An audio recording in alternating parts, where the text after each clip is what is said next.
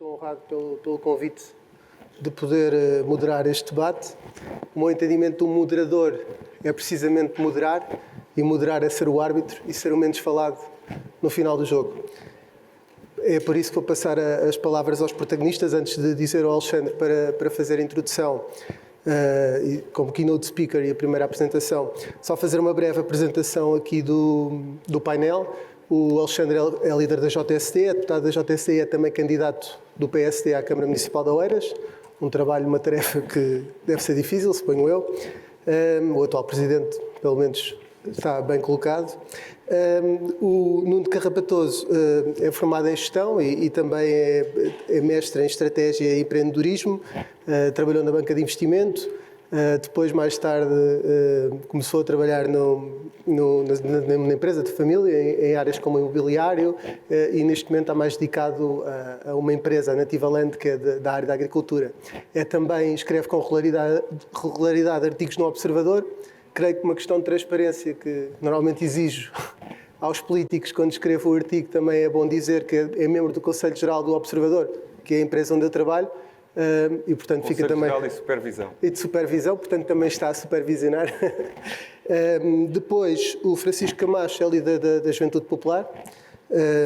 Também é formado em Direito, creio que é essa a área de formação do Francisco. E, por fim, a Rita Matias, que é membro da Direção Nacional do Chega, como vogal, e também está neste momento a começar a Juventude do Chega, sendo o grande rosto dessa nova estrutura partidária que está a ser criada. Como eu disse, estamos aqui para ouvir os oradores. Para citar Pedro Passos Coelho esta manhã sobre o discurso de Rui Rio, direi o mesmo: será um gosto ouvir-vos. Portanto, Alexandre, o palco é teu. Muito obrigado. Conseguem-me ouvir, mas eu vou, para facilitar, utilizar aqui este púlpito. Procurarei não estragar aqui, só afastar aqui um pouco o portátil. Então, muito boa tarde a todos. Começo, naturalmente, por agradecer o convite ao Movimento Europa e Liberdade, o simpático convite que me fez para participar nesta terceira convenção. Estendo também aqui um cumprimento a todos os colegas e ao moderador deste painel. E cabe-me a mim a nobre tarefa de abrir um painel dedicado a falar de Portugal e os caminhos do futuro. Ora, quando falamos dos caminhos do futuro, sabemos muito bem que é nas novas gerações que se medirá principalmente o impacto de todas as escolhas políticas que fizermos hoje. Mas, passada esta verdade de La Palice, eu procurarei fazer aqui um diagnóstico e apresentar também uma visão daquilo que penso que deve ser um país virado para as novas gerações. A juventude portuguesa tem enfrentado ao longo das últimas décadas diversos desafios, mas que se transformam em entraves à persecução do seu projeto de vida, à persecução daquilo que ambiciona para si.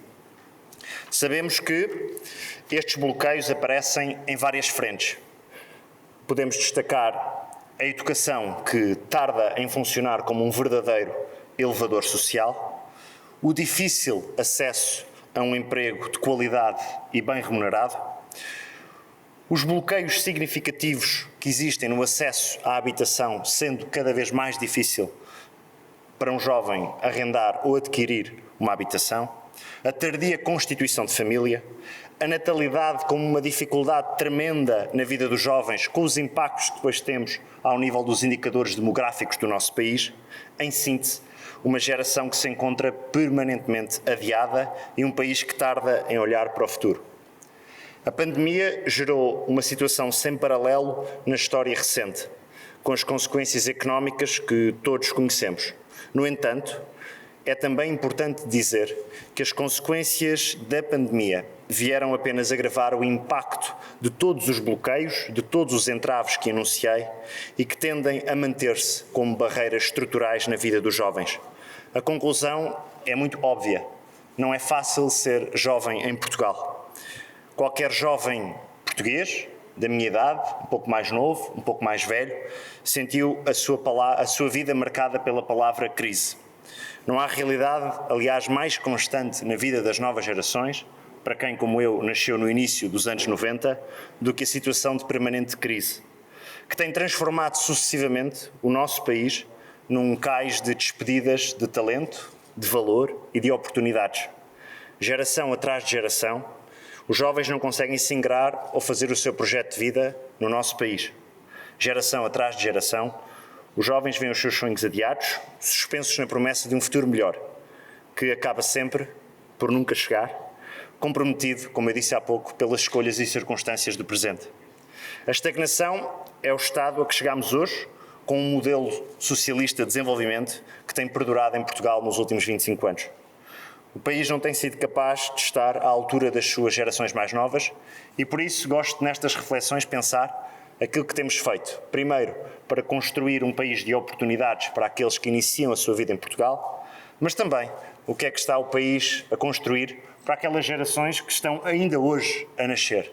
O Portugal das novas gerações, sabemos, é um Portugal que não augura um grande futuro para ninguém.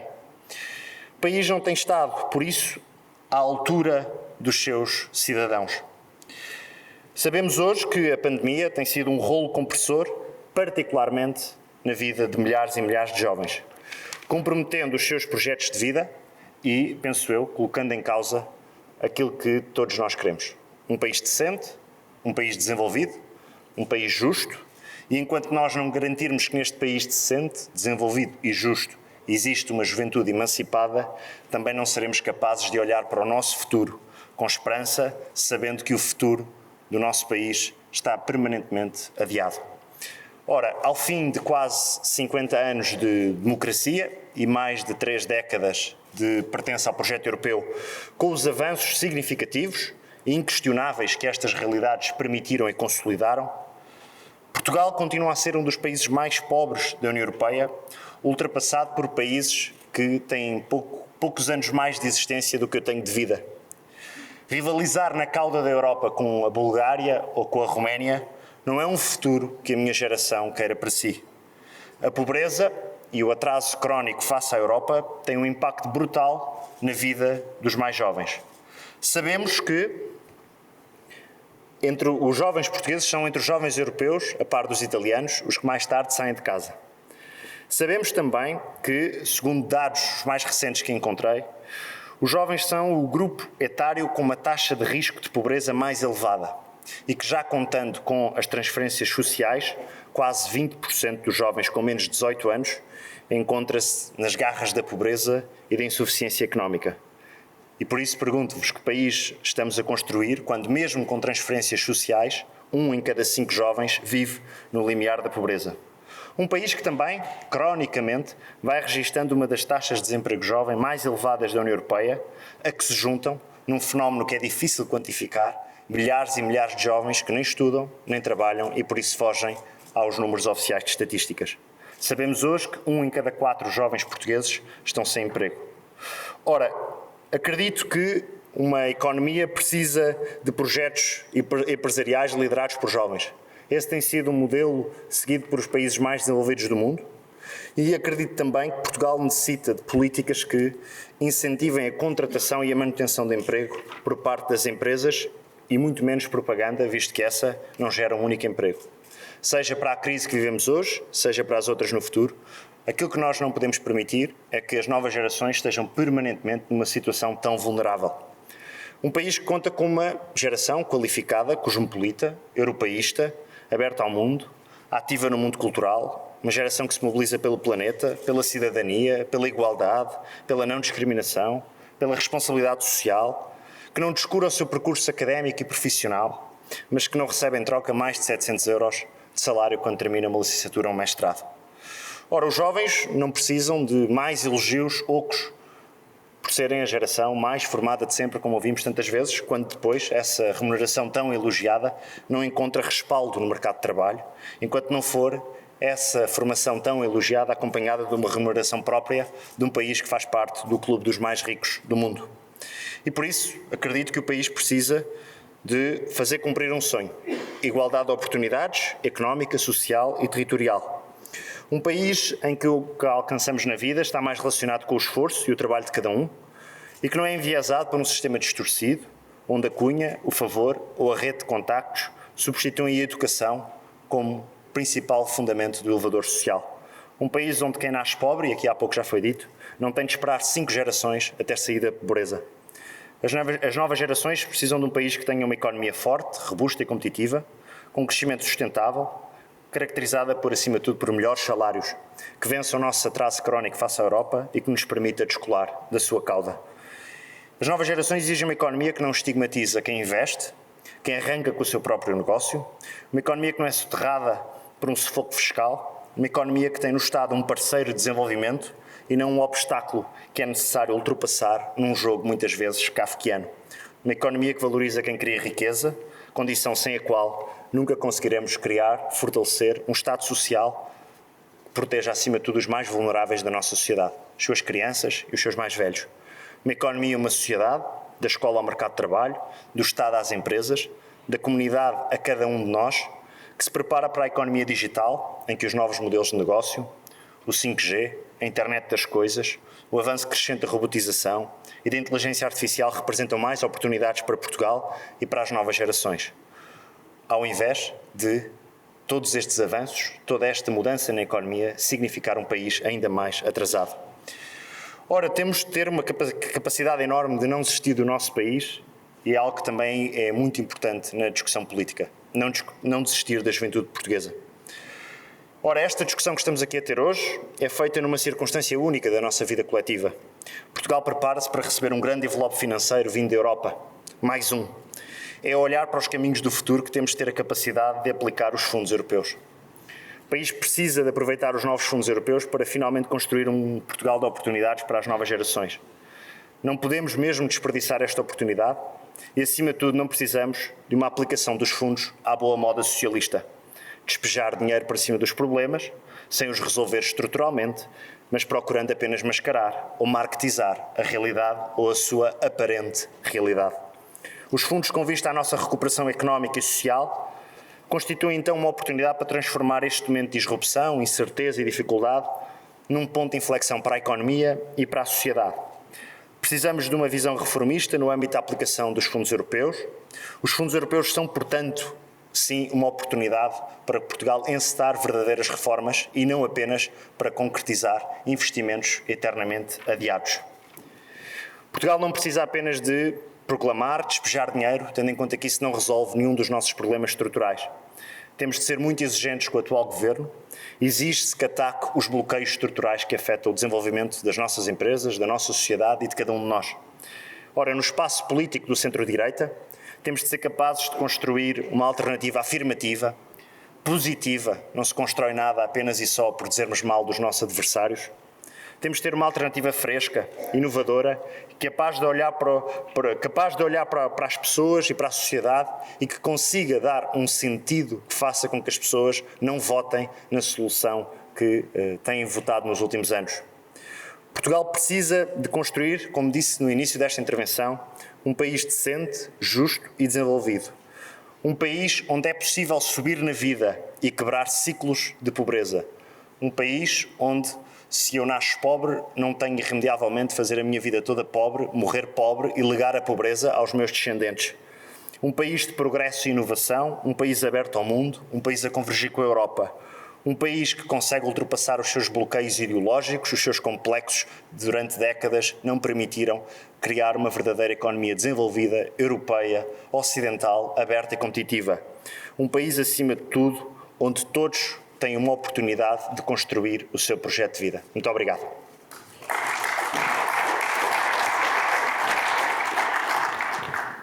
Vamos agora ver um vídeo, acho que é para isso que... é de José Luís Parreira, como a keynote speaker, que era da Iniciativa Liberal, decidiu não comparecer. O candidato da Ilha, à Ilha Terceira, nas últimas regionais, enviou um vídeo, e vamos ver um vídeo que dura à volta de 8 minutos. Creio que é isso, não é? Exatamente.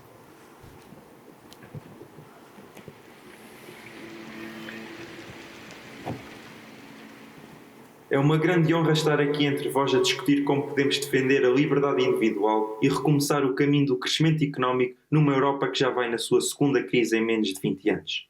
Hoje é o dia que o espaço não socialista se junta para bater na esquerda. Eu próprio sou de uma região autónoma onde o Partido Socialista governava desde que nasci. ajudei na mudança de forças políticas do passado ano, elegendo o primeiro deputado de um partido totalmente liberal na história da autonomia. Contudo, se alguém esperava de mim, hoje aqui, mais uma voz para criticar o PS e promover a nova solução governativa encontrada nos Açores para futuras eleições legislativas, engana-se. Se há alguma coisa que a história recente das eleições regionais de Madrid, na vizinha Espanha, nos ensinam, é de que frentes eleitorais não ganham eleições. As convicções, sim. É por isso que prefiro falar do futuro sobre o que está por definir e por fazer. A própria definição de espaço não socialista mostra como este espaço tem sido incapaz de acenar bandeiras próprias. Não podemos derrotar o socialismo a menos que convençamos os próprios socialistas de que temos propostas concretas diferentes e de que essas medidas vão ao encontro dos seus objetivos. Por exemplo, ser pela participação da iniciativa privada na prestação de serviços públicos através de parcerias público-privadas significa dar aos nossos hospitais e escolas públicos as mesmas ferramentas que outros negócios têm para alocar recursos, crescer e aumentar a oferta. Significa colocar o utente no centro de decisão. Significa mais e melhor concorrência. Da mesma forma que queremos passar a mensagem de que os cidadãos devem ser livres para empreender, falhar e voltar a tentar, não devemos, como comunidade, salvar bancos e outras empresas, por mais estratégicas que venham a ser. Temos de ter princípios e convicções em que acreditar. Caso contrário, nunca descobriremos as potencialidades de uma sociedade livre. Por isso, precisamos de uma estratégia alternativa para apresentar ao país. E, nesse sentido, irei apresentar a minha ideia de como devem ser aplicados os fundos de coesão a fim de atingir esse desígnio. Em primeiro lugar, se existe fado, o nosso deveria ser liderar uma civilização ambiciosa e empreendedora, tal como escreveu o nosso querido Fernando Pessoa. Não ficar eternamente na cauda da Europa.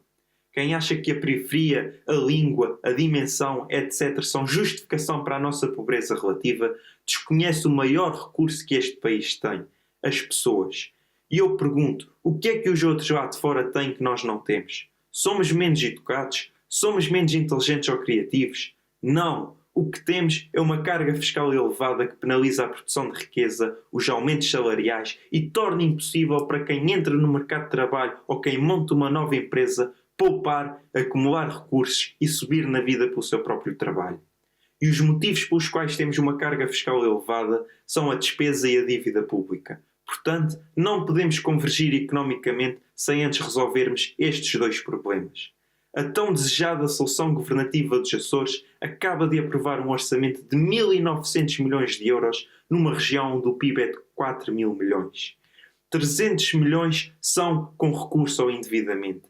Dizem-nos que é para salvar empresas estratégicas, para depois lhes subsidiarmos todos os anos pela prestação do serviço público, algumas das quais concorrem de forma desleal entre si pela prestação do mesmo serviço. Ou seja, a direita, quando chega ao poder, não tem coragem para reduzir a dependência da economia do Estado, nem para evitar o endividamento.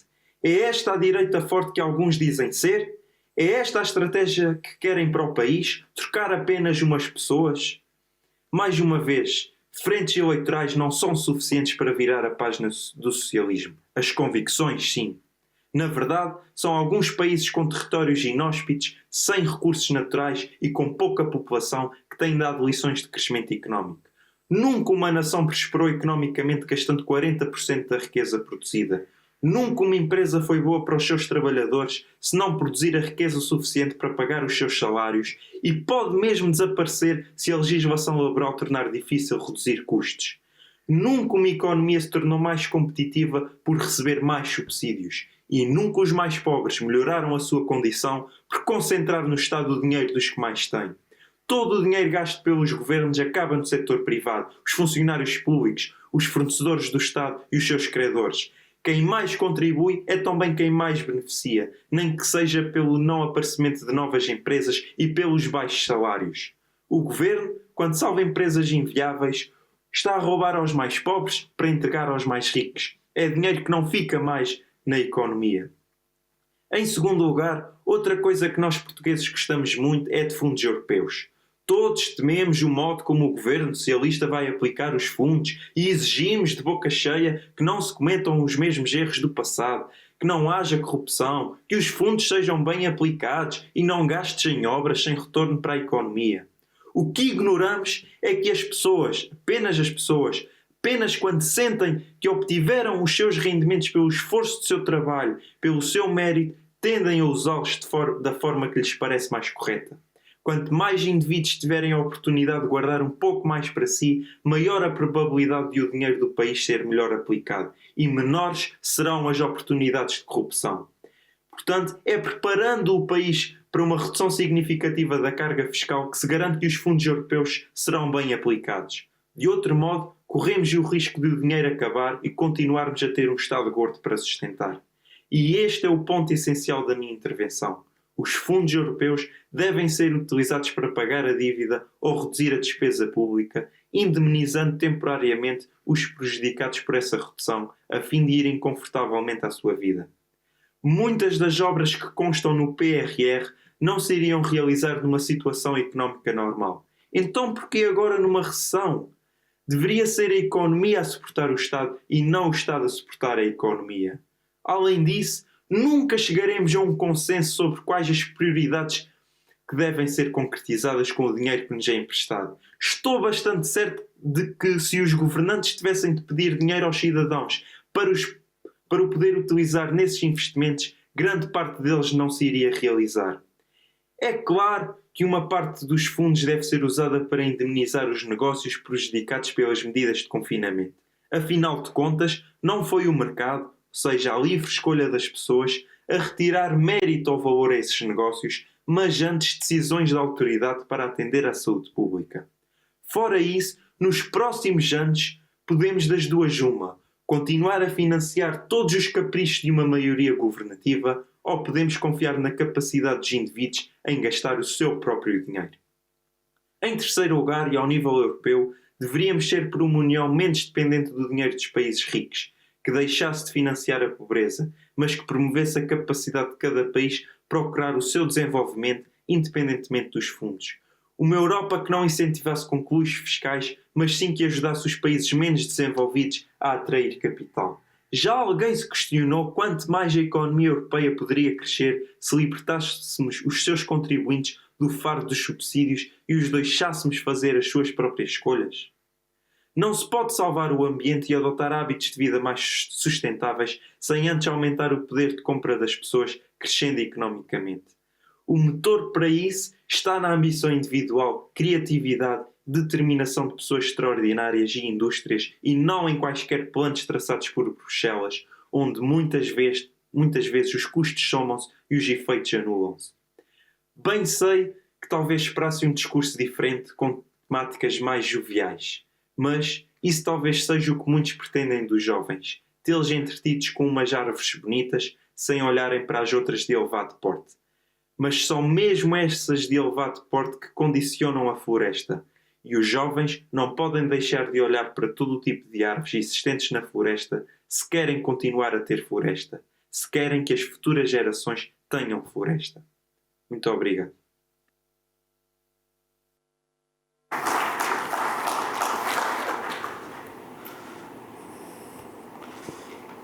Ouvimos então a intervenção do Zé Luís Parreira e agora pedi ao Nuno Carrapatoso ver uma visão do empresário, ao contrário dos outros intervenientes no painel que são todos políticos ou de estruturas partidárias. Agora, Nuno, força. Obrigado. Eu queria primeiro que tudo agradecer ao Paulo Carmona o convite que me fez para participar aqui nesta terceira convenção do MEL.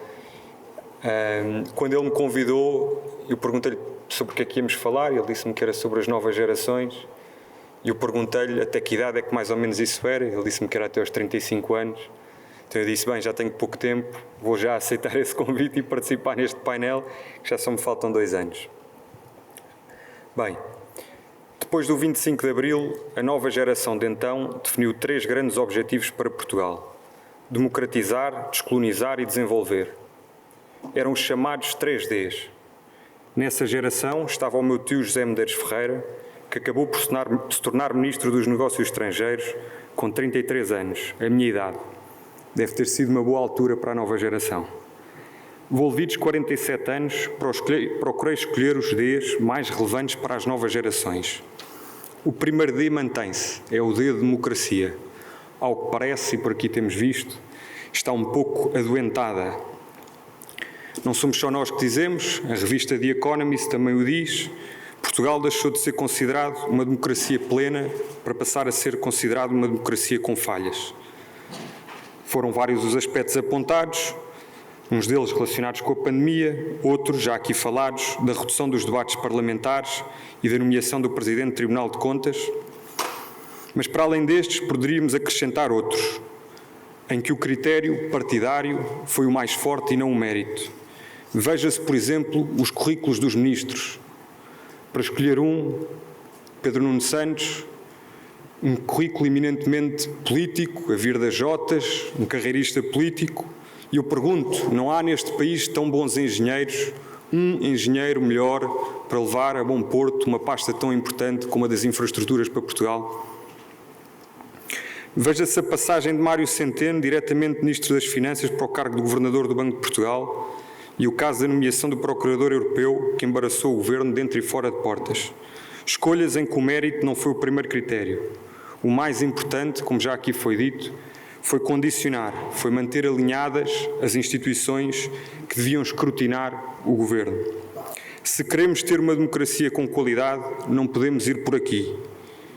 Não podemos continuar a ter um Estado controlado por partidos e partidos que funcionam como seitas de carreiristas políticos. Os partidos, na minha ótica, devem ser constituídos por núcleos minimalistas e depois cooperar com a sociedade civil, com os independentes. Quando no poder, devem chamar os melhores para os cargos mais relevantes da nossa nação, em vez de chamar aqueles que têm o cartão do partido há mais tempo. Se os partidos não estão para aí virados, então as novas gerações terão de lutar por uma reforma do sistema político que incentive a participação de mais independentes e mitigue a criação de teias de interesses. Isto pode passar pela introdução de ciclos uninominais, criando um parlamento misto como o da Alemanha, por facilitar candidaturas de independentes ao poder local, apesar de que se parece que há quem queira dificultar, e pelo reforço dos poderes do Presidente da República para defender a independência e a transparência das instituições democráticas.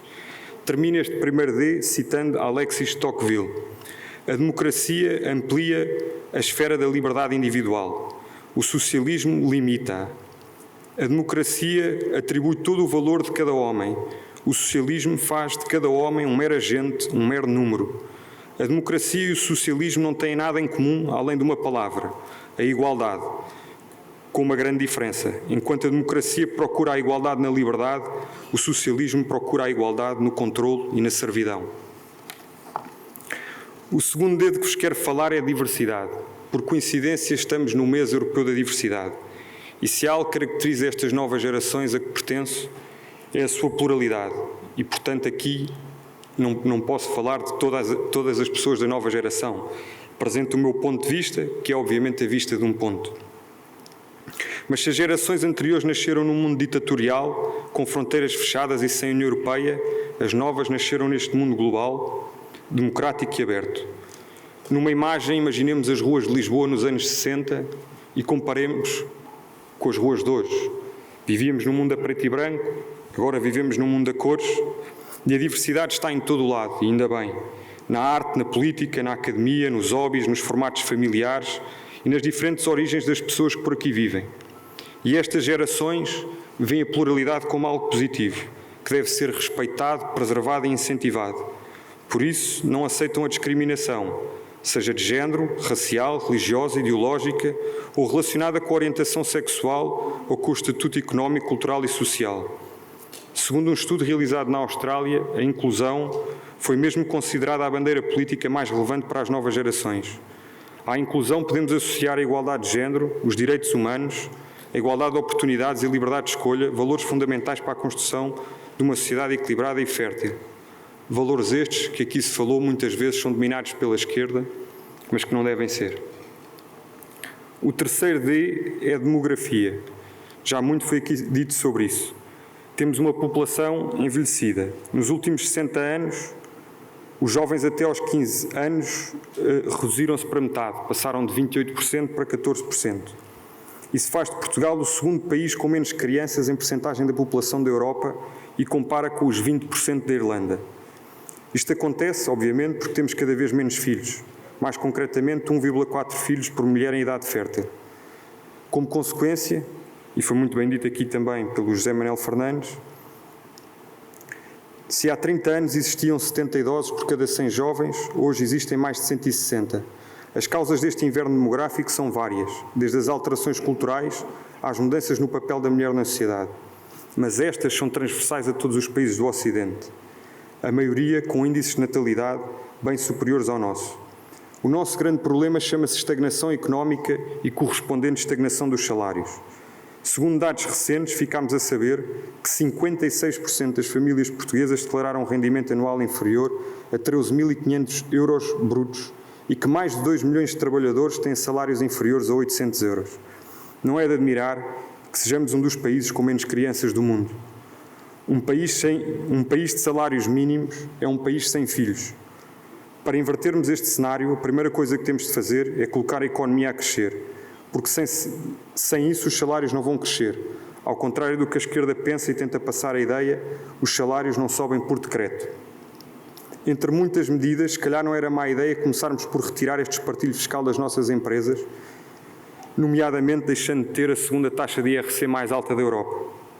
Mas para além de tratarmos da competitividade da nossa economia, precisamos de políticas públicas que deem mais segurança aos jovens no campo da habitação. Nos últimos tempos, os preços da habitação subiram muito mais do que os salários, o que faz com que as famílias não tenham capacidade para ter casa e, sem casa, não se sentem seguras para ter filhos. Outra forma de combatermos o déficit populacional é através da imigração, a única razão pela qual a população cresceu em 2019. Mas para isso convém primeiro termos uma estratégia para a imigração. Neste momento, o inverno demográfico e o deserto económico são dois dos principais problemas de Portugal. E se nada for feito, segundo a Comissão Europeia, daqui a 20 anos, a reforma de um português corresponderá a menos de metade do seu último ordenado e Portugal poderá ser o país mais pobre da Europa. O quarto dedo que vos quero falar é desemprego jovem. Em 2020, o desemprego jovem abaixo dos 25 anos cifrou-se em 23%, o sexto valor mais alto dos 37 países da OCDE. Esse valor compara com uma taxa de desemprego da restante população de 6%. 23% contra 6%. Isto prova que temos um sistema que claramente não favorece as novas gerações, beneficia quem está no poder e não incentiva o elevador intergeracional. No fundo, temos duas sociedades. De um lado, as gerações do trabalho precário que vão receber uma reforma baixa. Do outro, as gerações com trabalho garantido e com reformas que ainda representam 75% do seu último ordenado. Isto acontece, obviamente, porque os decisores políticos optaram por criar um sistema que oferece uma maior proteção aos mais velhos, que representam uma maior fatia do eleitorado. Um sistema caracterizado por uma lei laboral que protege os que têm emprego, corporações, ordens e sindicatos que protegem os mais velhos, falta de incentivos simples à contratação de jovens e de apoios para a primeira habitação, descuido ambiental e ecológico, colocando em causa a qualidade de vida das futuras gerações e uma dívida pública recorde que atingiu recentemente 137% do PIB. Perante isto, a minha sugestão para os jovens políticos aqui presentes é que criem um sindicato que não existe, o Sindicato das Novas Gerações, em nome da defesa da sustentabilidade ambiental, económica e no equilíbrio intergeracional. O quinto e sexto deles, para acabar, estão na ordem do dia. É a descarbonização e a digitalização. Não há um político que não fale na construção de um mundo verde e digital. Efetivamente, atravessamos a quarta fase da Revolução Industrial e a tecnologia será o fator ou um dos fatores mais importantes para o sucesso económico de cada um dos países. Para conseguirmos ter futuro, temos que aderir a este futuro. Temos de criar as condições para um investimento em infraestruturas digitais e energéticas, sobretudo para um investimento privado, porque o público não só não será suficiente, como é sempre demasiado lento a reagir a estas mudanças. Para isso, temos de criar incentivos simples ao investimento em inovação, mas mais do que tudo, temos de investir em educação. O que não podemos é continuar a ter esta desconexão entre os conteúdos ensinados nas escolas e o mercado de trabalho do futuro. Cito uma frase de que gosto, de Eric Hoffer. Em tempos de mudança, os criativos herdam a terra enquanto os instruídos se deparam perfeitamente equipados para lidar com um mundo que já não existe. Veja-se Bill Gates, Zuckerberg, Bezos, Musk e Larry Page. Se hoje são donos das maiores empresas de tecnologia do mundo, no início eram apenas jovens engenheiros a criar uma empresa, algures entre a garagem e a universidade. Também os fundadores dos nossos 4 unicórnios, a OutSystems, a Fitsai, a Farfetch e a Talkdesk, que são na sua maioria engenheiros informáticos que criaram as suas empresas bastante jovens. Esta é uma das grandes vantagens da digitalização. Permitir que um jovem estudante tenha uma ideia e construa uma das maiores empresas do país em menos de uma década. Mas para o fazer tem de ter as ferramentas e o enquadramento certos, a começar nas escolas e universidades, passando pelo ecossistema de startups e acabando no ambiente fiscal para empresas. Temos também de acabar com uma certa cultura que pode ser descrita citando Hayek, e cito: "A geração de hoje cresceu num mundo em que, na escola e na imprensa, o espírito da livre iniciativa é apresentado como indigno e o lucro como imoral, onde se considera uma exploração dar emprego a 100 pessoas, ao passo que esfiar o mesmo número de funcionários públicos é uma ocupação honrosa." Bom, resumindo e concluindo, as novas gerações estão menos presas a uma dicotomia estéril entre a direita e a esquerda. Mobilizam-se por grandes temas e por líderes coerentes, claros e que falem para si. Líderes que defendam a democracia, a inclusão, a igualdade de género, o emprego jovem, a habitação, o ambiente, a digitalização e a sustentabilidade. Líderes que apresentem políticas económicas liberais, mas sem abdicar de uma sociedade equilibrada que garanta a conjugação do mercado livre com a igualdade de oportunidades. Muito obrigado.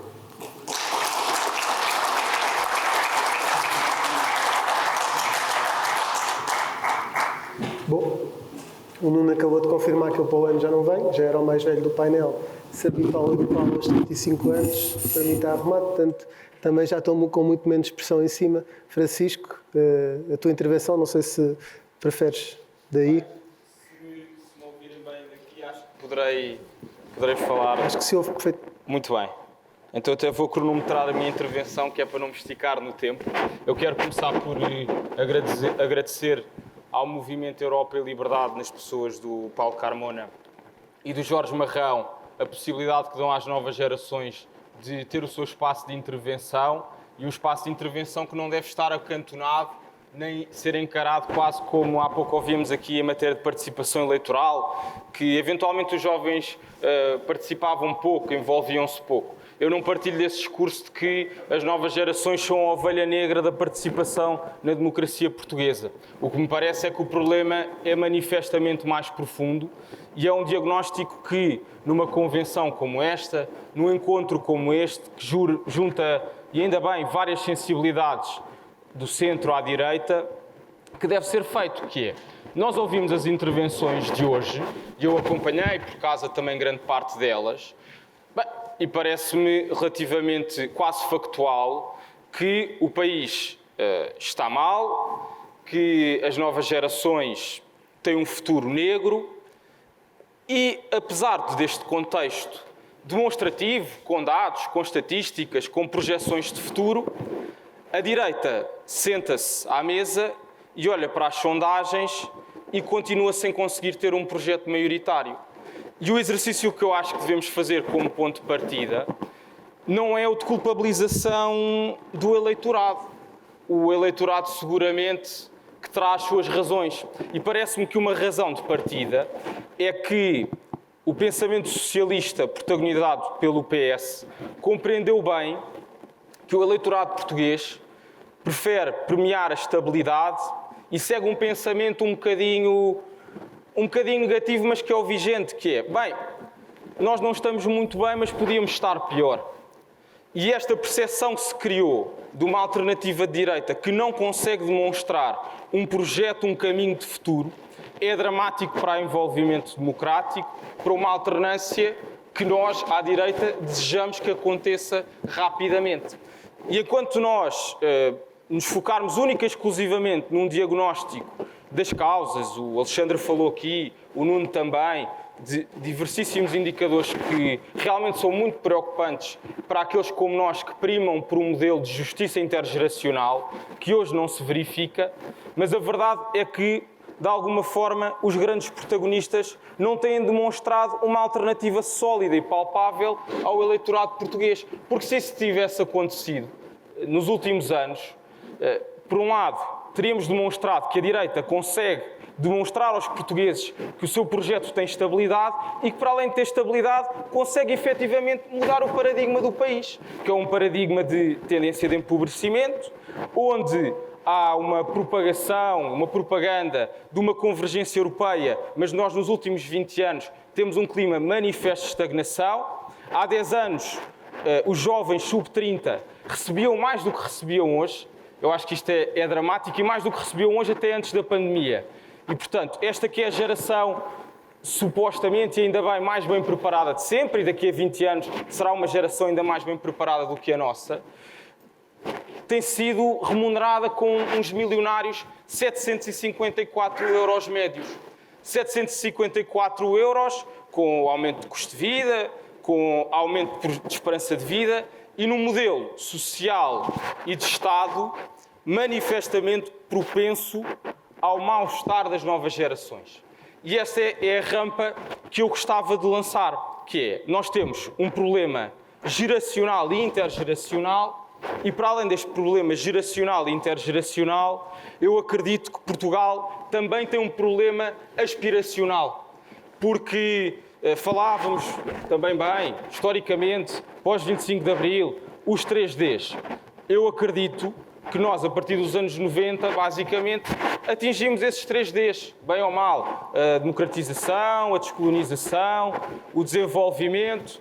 E hoje, desde o novo milénio, que entramos quase num cisma em que o caminho de Portugal se tem feito quase com esta aspiração de uma convergência que não existe dentro da Europa e cujo resultado prático é estarmos no fim da Europa. Ora, nós estamos no movimento Europa e Liberdade. Eu acredito que um projeto futuro para Portugal, em primeiro lugar, deve ter como premissa um país com liberdade na Europa e com liberdade no mundo.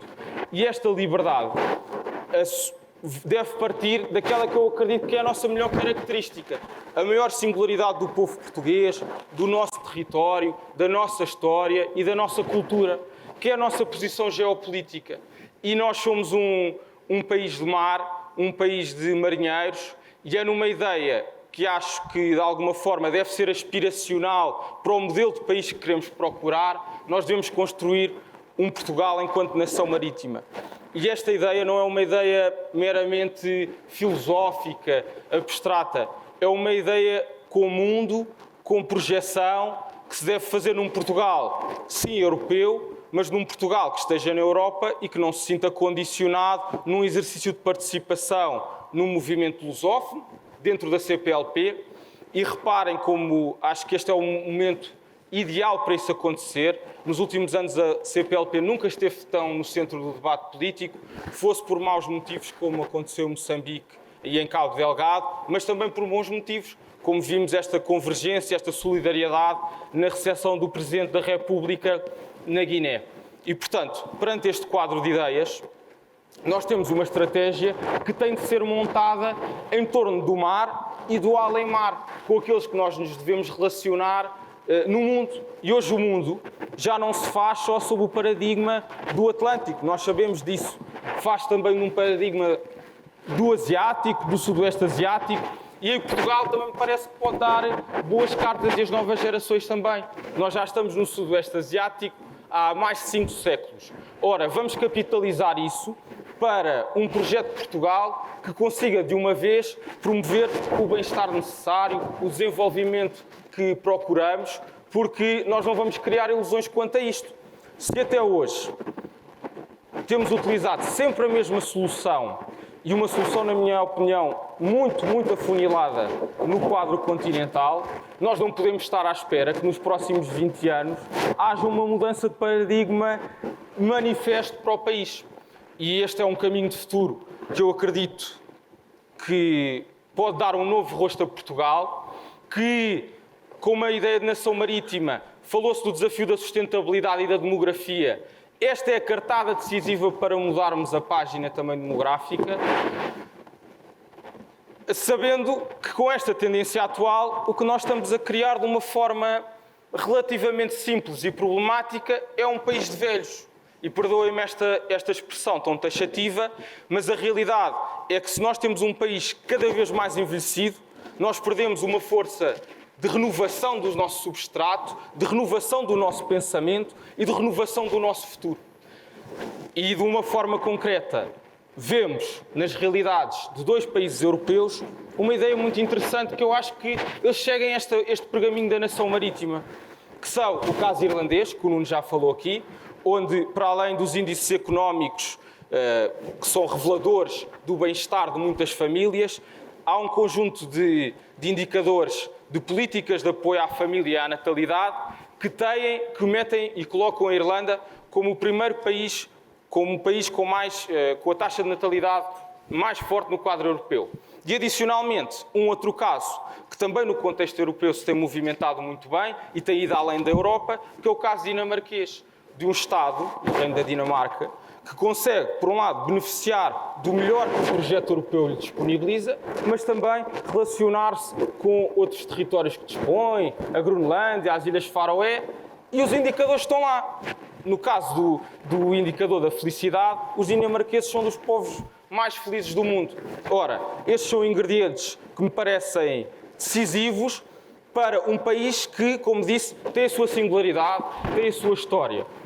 Vamos pegar nessas alavancas que já tivemos, que temos ao nosso dispor, para reequacionar um caminho de futuro para as novas gerações e não ficarmos à espera, porque, como dizia e canta Jorge Palma, Portugal, Portugal, do que é que estás à espera se ninguém te pode ajudar? E ora, eu acho precisamente que nós não podemos ficar à espera, porque esse caminho de futuro para as novas gerações, só os portugueses, com pensamento, reflexão e com uma mudança de país à direita, é que podem trilhar para mudarmos este paradigma que afunilou e estagnou Portugal. Obrigado.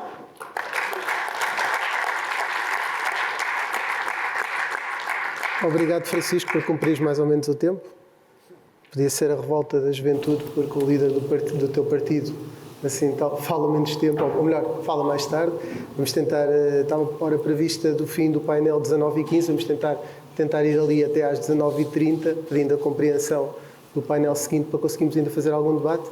Agora, em vez da Rita, força, vou ter a mesma compreensão que tive com os outros. Boa tarde a todos. Antes de mais, deixem-me agradecer à organização pelo convite e pela oportunidade de poder estar aqui. Agradecer também e saudar os meus colegas deste painel, bem como o seu moderador. O exercício que estivemos aqui a fazer hoje, de facto, é fundamental. É fundamental pensarmos o futuro e, como foi feito ao longo do dia, discutir ideias em vez de discutirmos pessoas. De facto, eu acredito nesta capacidade de diálogo e foi evidente esta capacidade de diálogo. É importante chegarmos a consensos e, acima de tudo, corresponder ao anseio dos cidadãos portugueses que já estão cansados do socialismo e isso é evidente.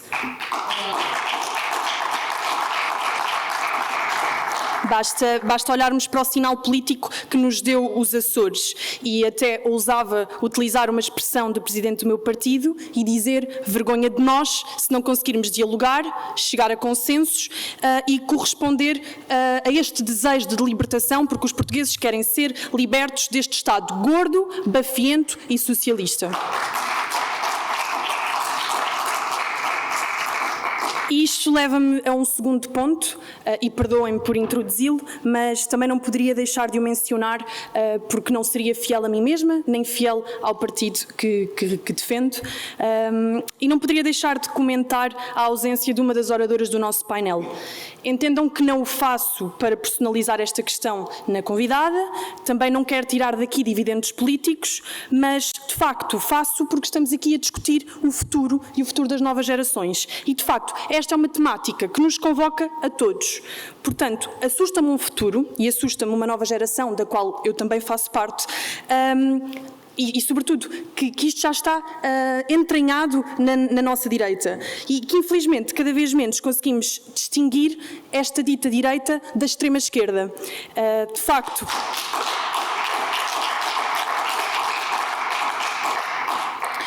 assusta-me um pouco que, em nome da defesa da democracia, que se adotem comportamentos profundamente antidemocráticos enquanto ousamos apontar o dedo ao outro e dizer que os outros é que não são democráticos. Portanto, é evidente e todos sabemos que a qualidade da democracia depende do debate das ideias e, acima de tudo, temos que pensar que o cidadão português merece o esclarecimento, merece ser esclarecido e é importante perceber que o verdadeiro vírus, há muita gente que tem muitos medos de alguns ismos que andam por aí, alguns fantasmas, mas é importante perceber que o verdadeiro vírus da nossa democracia reside nestes falsos democratas que são os novos promotores de censura e que, em nome de uma falsa pluralidade e em nome de uma suposta inclusão, alimentam uma ditadura do pensamento único.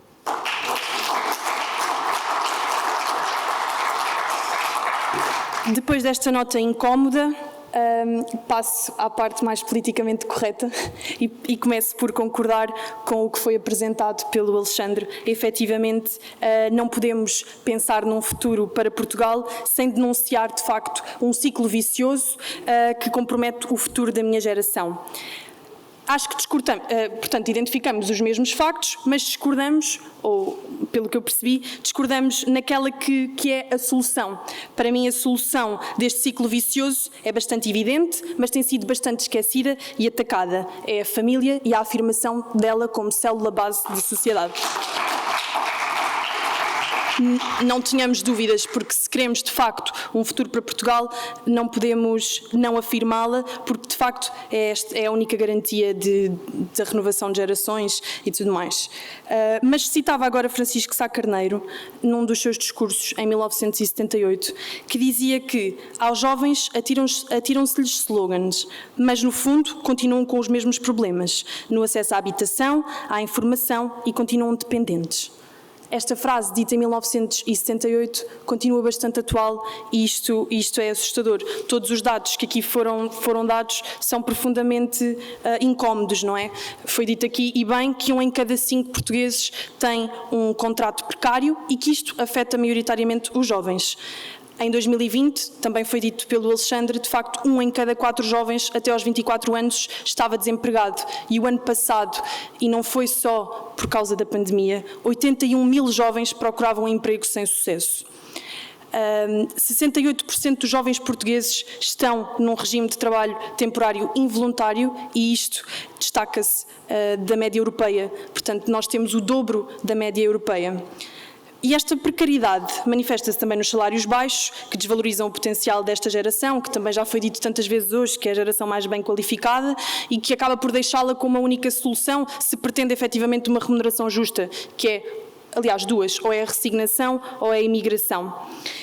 E pronto, efetivamente isto não é culpa do capitalismo selvagem e não é culpa daquilo que a esquerda tantas vezes nos diz e nos entrega às portas das escolas e das universidades. Isto é culpa de uma carga fiscal que nos asfixia. Em 2020, um salário mensal de 1.000 euros custava às empresas aproximadamente 1.800 euros. Assim, é impossível aumentarmos os salários dos jovens. E, efetivamente, claro que esta questão nos remete para um segundo ponto do ciclo que se prende com a falta, ou, aliás, com a falta do acesso à habitação condigna, que também foi mencionado por 2 dos meus colegas de painel. Portanto, atualmente o setor da habitação caracteriza-se pela pesada carga fiscal sobre os imóveis, o que, conjugado com o investimento estrangeiro no setor, contribui para uma manutenção dos preços elevados e, assim, torna-se inacessível aos mais jovens e para uma boa parte da classe média que também tem que ser defendida. Estas novas correntes, muitas delas não afirmam que há este problema, justificam todas estas questões com uma fluidez. Hoje em dia tudo é fluido e tudo é mutável e aparentemente os jovens querem essa mobilidade, os jovens querem mudar de cidade, querem mudar de país, querem ter relações instáveis. Mas, na verdade, as estatísticas não nos dizem isto. Foi divulgado há pouco tempo pelo Observador um estudo que diz que mais de 90% dos jovens quer ser proprietário de uma habitação. Portanto, os nossos jovens mantêm o desejo das gerações anteriores de constituir família e de ter uma casa própria. Não queremos andar por aí, não queremos ser os novos nómadas. E é evidente que, então, esta independência económica inerente a um emprego estável está ligada à capacidade de emancipação em relação ao contexto familiar e ao acesso à habitação. Mas este ciclo vicioso acentua-se com o problema da natalidade, que também já foi dito aqui. Portanto, o que eu acho que ainda não foi dito aqui é que, efetivamente, no inquérito à fecundidade, são dados 2 fatores para, de facto, este problema de natalidade que temos.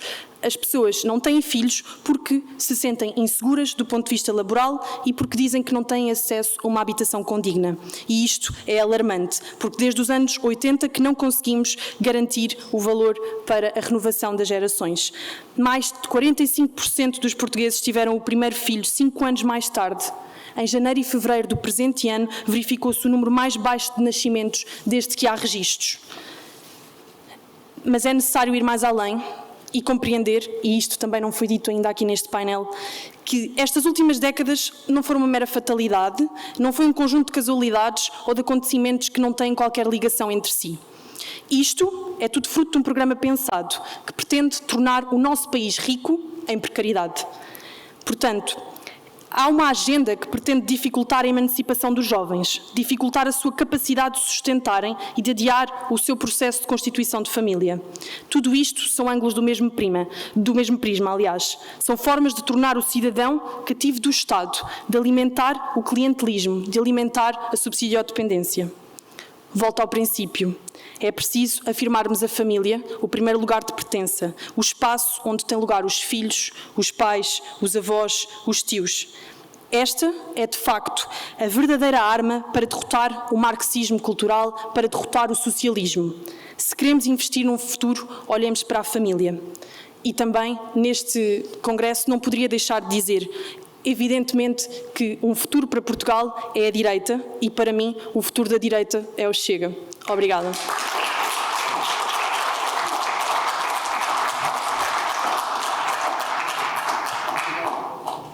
Nós temos sensivelmente 6 minutos, não, 11 minutos, até às h30, vamos ter 15 minutos e começava agora por ordem inversa, dá mais uma ronda a cada um.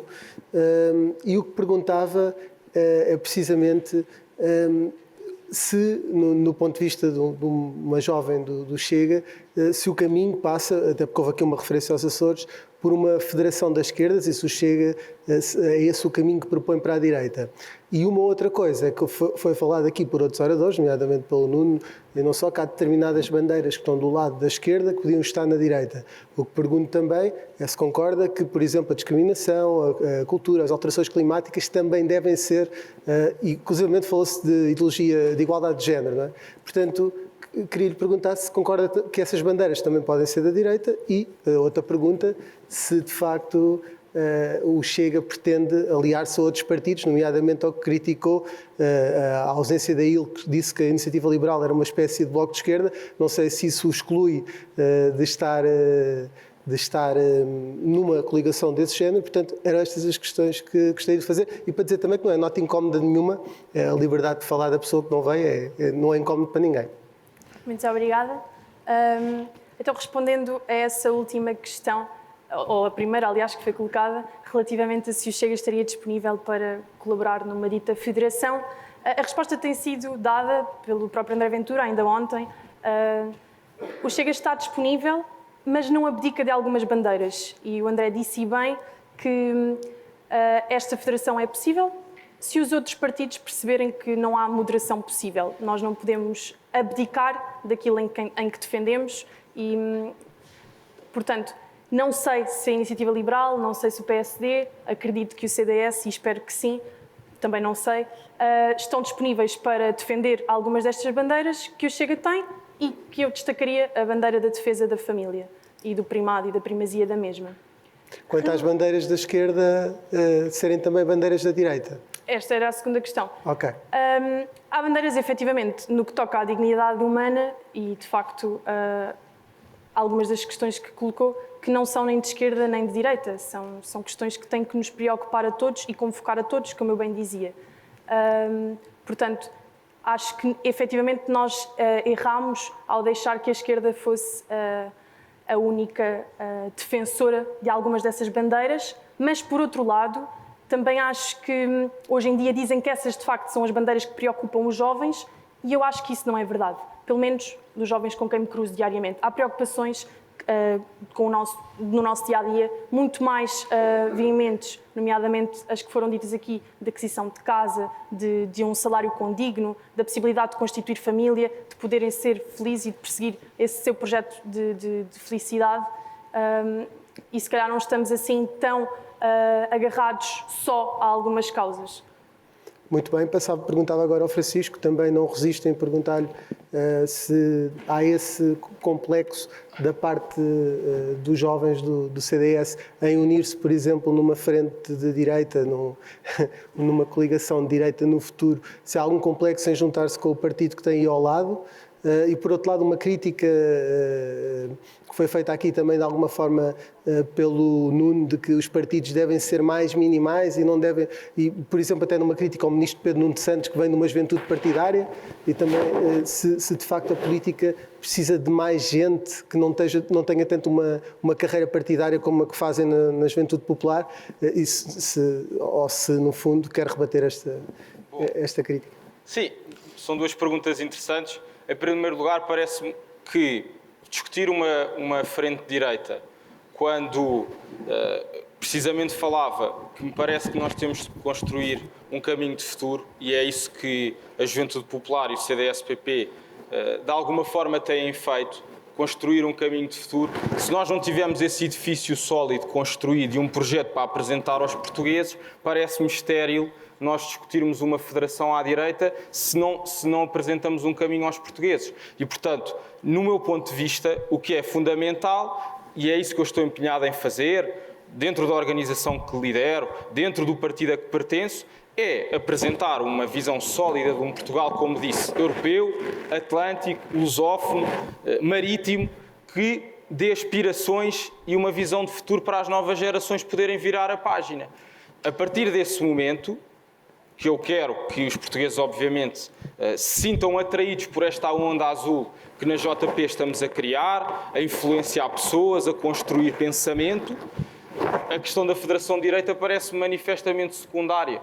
Ou seja, o que eu quero é demonstrar no programa político da minha organização, no programa político do meu partido, quais são as respostas transversais, mais concretas, mais casuísticas que temos para dar aos portugueses. E só a partir daí, colhendo a popularidade e a confiança daqueles que são fundamentais na democracia, os cidadãos e os eleitores, é que podemos depois construir um caminho de eventuais alianças partidárias. Agora, se não exclui, também não inclui, mas estamos mesmo... Não, porque estou a tentar mesmo acelerar. Sim, mas para mim, este é o meu pressuposto da atuação política, não é com quem é que eu me vou sentar à mesa. É a finalidade da minha ação para o país e para as novas gerações. Quanto à questão do carreirismo político, eu sinto-me muito confortável para falar sobre ela, não só, enfim, pelo meu percurso individual, mas sobretudo pelo percurso da minha organização. Nós não somos uma organização, pese embora partimos de um modelo clássico de organização política, uma juventude partidária, que promova o carreirismo na administração pública, o carreirismo nas nomeações diretas do Estado. Nós temos uma escola de formação política que não dispensa um percurso académico, um percurso profissional. E, portanto, dentro disso, compreendendo muito bem o que o Nuno aqui disse, o meu mindset, a minha forma de liderar, é precisamente trazer para os melhores da sociedade civil para dentro da juventude popular e que dentro da juventude popular não haja uma castração do percurso de cada militante dentro desses fóruns profissionais, académico, em fins de investigação e, portanto, eu não enfio essa carapuça. Concordo que realmente há um certo modelo de juventude que não é o nosso, que tem construído esse protótipo de político carreirista, mas eu estou confortável porque não me revejo nele e procuro que ele não seja o modelo da militância na juventude popular. Nuno, pergunto-lhe também se ficou mais preocupado ou, neste caso, mais descansado ao ouvir estes protagonistas políticos e as ideias que tinha, e já agora, como é que se influencia para os Ds que propõe, sem ingressar na carreira política, como é que um empresário pode fazer isso. E uma segunda medida é, quando se puxa bandeiras que são ditas mais da esquerda ou que a direita não tem conseguido agarrar, como por exemplo as alterações climáticas, como é que se explica muitas vezes aos empresários que estão sempre numa barricada do outro lado, porque normalmente isso tem custos do ponto de vista de redução do lucro. Há empresas que conseguem dar a volta. Como é que isso se explica e como é que se torna essa bandeira uma bandeira de uma direita que se diz do lado dos empresários? Obrigado pela pergunta. Primeiro de tudo, clarificar que o comentário que eu fiz não era nada contra as juventudes políticas, muito menos aqueles aqui presentes. Era quanto ao excesso de carreiristas políticos nos cargos mais importantes da nação. E basta irmos ver os CVs dos ministros e dos secretários de Estado. O Observador também reportou e outros jornais reportaram o caso dos diretores da Segurança Social. Enfim, é o facto da sociedade estar um bocadinho dominada do ponto de vista político pelos partidos e envolver pouco os independentes. Quanto à pergunta, o que é que os empresários, os cidadãos podem fazer? Eu diria que podem emitir a sua opinião, podem estar presentes neste tipo de convenções, não fazer autocensuras porque a pessoa A, B, C ou D veio ou deixou de vir. Não ter medo de dar a sua opinião. Nos seus projetos, nas empresas, ter também uma visão de responsabilidade social. Não construir uma empresa à volta de valores negativos. Introduzir boas políticas de responsabilidade social nas empresas. Apoiar boas causas também, e aqui falou-se do terceiro setor, apoiar o terceiro setor, participar nisso. Enfim, são algumas das notas, não temos muito tempo. Relativamente à questão ambiental, cada vez menos é uma questão oposta ao lucro. Cada vez mais é uma questão que nos vai ajudar a ter lucro. Portanto, desde logo do ponto de vista energético, da independência energética. E eu achei interessante aqui a intervenção do Francisco sobre a aspiração transatlântica. Reporta um bocadinho ao nosso passado, interessante vir de uma nova geração. Eu acho que nós temos que olhar também mais para dentro. E quando digo para dentro, digo do ponto de vista desta dependência que nós temos às vezes a olhar para o exterior e de mudarmos culturalmente e de nos agarrarmos à independência, neste caso também energética, para construirmos um futuro em que sejamos donos do nosso futuro. E cada vez mais o lucro está de mãos dadas com as energias renováveis. Aliás, Portugal é um caso de sucesso nesse setor. Tivemos dos leilões mais baixos do ponto de vista da energia do mundo. Temos todo o mundo a olhar para nós nas energias renováveis e é uma das coisas que nos pode dar boa esperança realmente nesta quarta fase da Revolução Industrial. É nós termos grandes capacidades do ponto de vista de energias renováveis por causa das horas de sol que temos, por causa do Atlântico e da energia das ondas. E termos um conjunto de bons engenheiros que nos vão ajudar a desenvolver uma data de tecnologias para o futuro. Portanto, eu, desse ponto de vista, não estou assim tão pessimista. Apesar deste diagnóstico negro, eu acho que vamos dar a volta por cima. Ainda há esperança. E, de facto, as empresas mais lucrativas têm grandes preocupações ambientais. Alexandre, na intervenção que serviu de mote a este painel, é falado ali numa alternativa fresca.